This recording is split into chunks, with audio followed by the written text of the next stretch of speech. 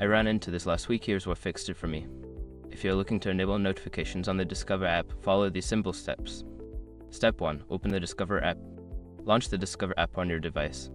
Make sure you're logged into your account to access the settings. Step 2. Access settings. Tap on the profile icon or the settings gear, usually located in the top right corner of the app. This will take you to the settings menu. Step 3. Navigate to notifications. In the settings menu, look for the notifications option. Tap on it to view your notification preferences. Step 4. Enable notifications. Toggle the switch to enable notifications. You can also customize which types of notifications you want to receive, such as updates or promotions. Quick gotcha: if you don't see the toggle, make sure your device settings allow notifications for the app. Step 5. Save changes. After adjusting your notification preferences, make sure to save your changes. Look for a Save button at the bottom of the screen. Now you should be all set to receive notifications from the Discover app. If you have any questions or run into issues, feel free to ask. App exploring.